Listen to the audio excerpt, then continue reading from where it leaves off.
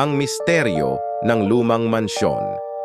Sa may isang liblib na bayan, mayroong isang lumang mansyon na matagal nang hindi natitirahan.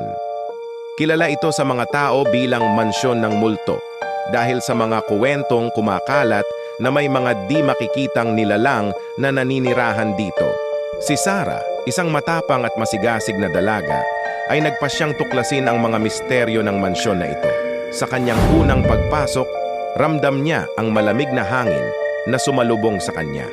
Ang mga lumang kagamitan, ang alikabok na sumasalubong sa kanyang mga mata, at ang mga kahoy sa sahig na gumagawa ng ingay sa bawat hakbang niya, lahat ay nagbigay ng kakilabot na pakiramdam.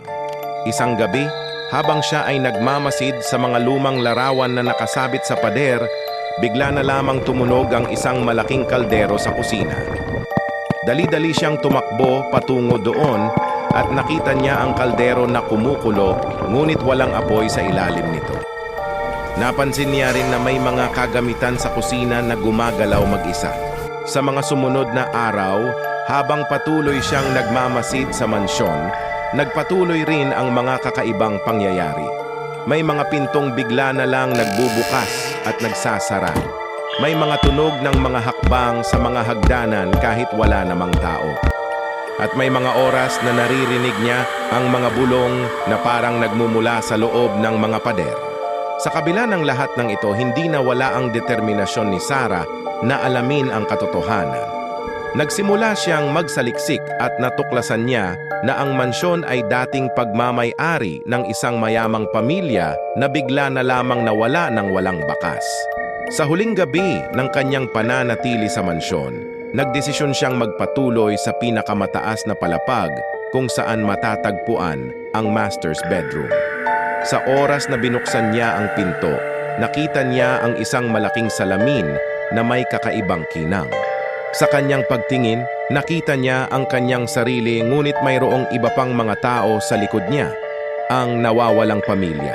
Sa pagkakataong iyon, nalaman niya ang katotohanan. Ang pamilya ay biktima ng isang malagim na aksidente at ang kanilang mga kaluluwa ay hindi makapagpahinga.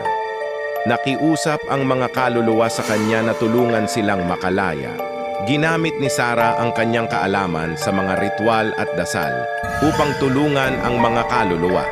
Sa huli, naging matagumpay siya at naramdaman niya ang katahimikan at kapayapaan na bumalot sa mansyon. Mula noon, hindi na natakot ang mga tao sa mansyon. Sa katunayan, ito ay naging simbolo ng pag-asa at katatagan ng kanilang bayan. At si Sarah, ang matapang na dalaga, ay mas nakilala sa lugar dahil sa kanyang ginawang katapangan na alamin o tuklasin kung anuman ang bumabalot sa loob ng lumang mansyon at kanyang natulungan ang pamilyang hindi matahimik dahil sa sinapit nilang trahedya sa loob ng kanilang mansyon. Ang kwentong ito ay patunay na ang katapangan ay hindi lamang sa pisikal na lakas makikita, kundi sa kakayahang harapin ang mga bagay na hindi natin nauunawaan at ang pagtulong sa iba kahit na ito ay maaaring magdulot ng panganib sa ating sarili. Dito na po nagtatapos ang kwento ng Ang Misteryo ng Lumang Mansyon. Salamat po sa panonood at pakikinig. Naway inyo po akong suportahan sa aking channel. Huwag mag-atubiling pindutin ang subscribe button, like at i-share ang aking video.